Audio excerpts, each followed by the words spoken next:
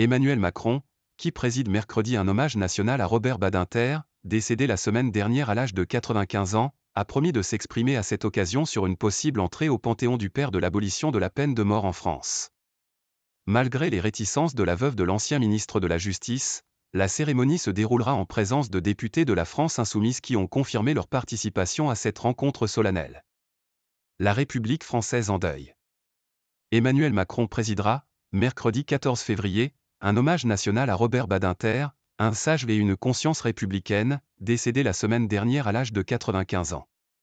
Le cérémonie se déroulera sur la place Vendôme, siège du ministère de la Justice où l'ancien garde des Sceaux porta l'abolition de la peine de mort. Le chef de l'État a promis de s'exprimer, dans son discours, sur une éventuelle entrée de l'avocat au Panthéon, ce temple républicain qui proclame sur son fronton aux grands hommes, la patrie reconnaissante. Et Robert Badinter était bien un grand homme, a acquiescé dès vendredi le président après l'annonce de la mort de l'ancien garde des Sceaux. Mais ces choses-là prennent du temps, a-t-il toutefois souligné. Le premier secrétaire du Parti socialiste Olivier Faure en a officiellement fait la demande au chef de l'État, dans un courrier révélé par le journal Libération. À peine élu président, Emmanuel Macron avait annoncé en 2017 la panthéonisation de l'ancienne ministre Simone Veil et l'hommage qui lui avait été rendu après son décès.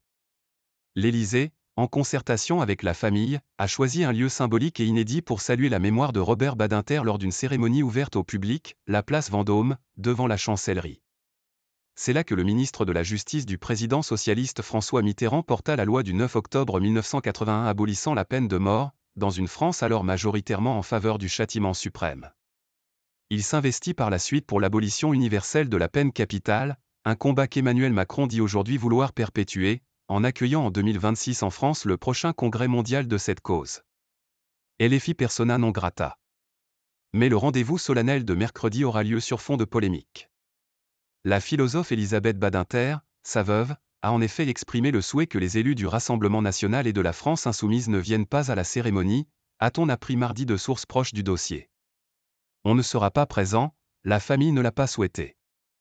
Je ne vais pas polémiquer, a aussitôt répondu Marine Le Pen qui, à l'instar des autres dirigeants d'extrême droite, s'en était tenue au service minimum pour saluer cette figure longtemps honnie pour avoir aboli la peine de mort. Réaction inverse pour LFI. Un hommage national est un hommage national. Nous y sommes invités, et nous y serons représentés, a affirmé le groupe parlementaire, qui dépêchera place Vendôme ses députés Caroline Fiat et Éric Coquerel. Le parti de la gauche radicale et son leader Jean-Luc Mélenchon n'avaient pas tari d'éloges sur Robert Badinter.